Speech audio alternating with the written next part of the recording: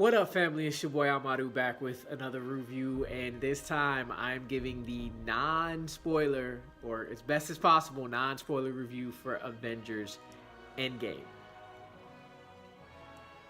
This is how I felt at the end of the movie. No words. I have watched all 21 out of the 22 MCU films. No, I've done all 22 because by this time I've seen Endgame twice now. So I've seen all 22 movies minimum of 2 times. And because of that, Endgame is one of the most epic and beautiful things I've ever seen in my life. It is fan service to the fullest. Everything that me as a die-hard Marvel Cinematic Universe fan, everything I've ever wanted to see, wanted to hear, Endgame delivered it. And this is not fan service that's a cop-out or cheesy. No, it is just downright an amazing film overall. So somebody yesterday asked me, what's better, this or Infinity War? And truthfully, my answer was hard to come by because they're different films. With Infinity War, you can see that as a standalone film front to back, it is amazing and probably better than Endgame. But the thing about Endgame is you cannot take it away from its circumstance. This is a film that is a conclusion of 10 years of different characters and different stories, and it's the culmination of everything, of so many storylines and characters that we have been investing in for so long. It is the series finale of a television show in movie form.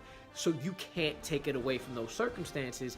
And because it delivers and accomplishes something that so many other franchises just have failed to do with a tenth of the cast, just a fraction of the amount of pieces they needed to put together, Endgame landed the 5, 6, 7 planes they were flying all at once into a movie that is emotional and hilarious and just gave me all the feels. It was beautiful to watch. So it starts off slow.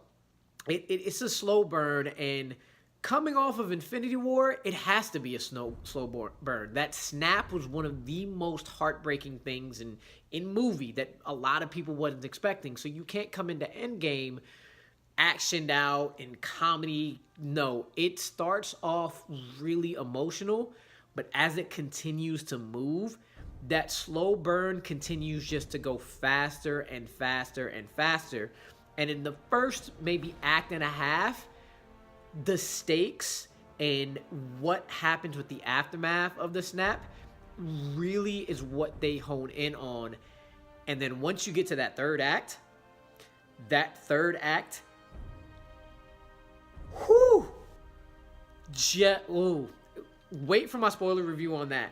But it's amazing. Throughout the 3 hours that don't feel like 3 hours at all, throughout those 3 hours, you cry, you laugh, you cry again, you laugh again, you give a standing ovation, you sit back down, you clap again. Hope you see this with an audience who aren't scared to yell in the theater.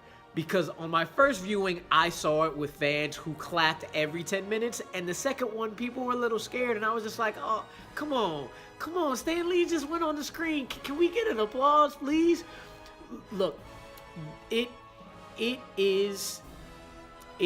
what you wanted. They delivered. It is definitely what you wanted. And one of the best things about it is, coming off of Infinity War, it had a lot of high expectations, especially in reversing the snap and in finding a way to reverse the snap without making it feel like it had no stakes. And Marcus and McFeely, the writers, and then the Russo brothers, the directors, found a way to get a resolution to what happened while the stakes of the snap were still felt and it was still weighted. And still, they also found a way to surprise me so many times. Like, wow, they really brought that into the film. They brought this into the film, and everything about it just filled me with joy. I was just a big ass cheesy smile going like this just so many times. But the best thing is everybody's performance in this film. Every single major character brought something you did not see from them in the past 10 years. Robert Downey Jr. was emotional, was a wreck, he was his quippy self, but he brought weight to Tony Stark that you've never seen before. Chris Evans was the opposite. He's always serious and always so fight for America. He had fun in this film. Way more fun than I've ever seen him have. Mark Ruffalo, look, when you see what happens with him, you're gonna love it. That's all I can say. You're gonna love it. And then my man Clint. They put respect on my man Clint's name. That boy went in, and I am so happy. I'm so happy with that.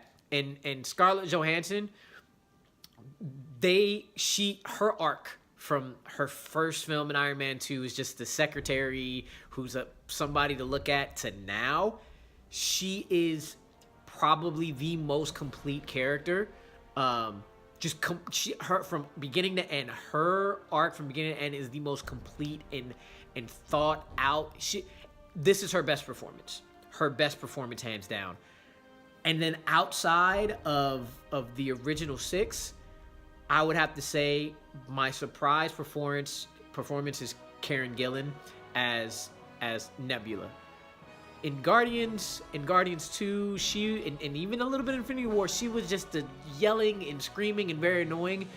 This one, you see where she comes from. You see her relationship to Thanos, and this is the best performance that she has ever given. And then everybody else in the film, no matter how big or small, they were put the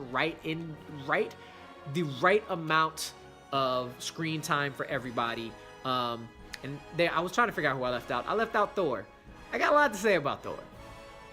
First viewing, I was like, second viewing was a lot better, but again, that's spoiler territory. I don't want to get into that. Chris Hemsworth, he's great as Thor. That's just plain and simple. He is great. And who else am I missing? Brolin as Thanos him and Heath Ledger are, for different ways, are just amazing. Paul Rudd was also another standout.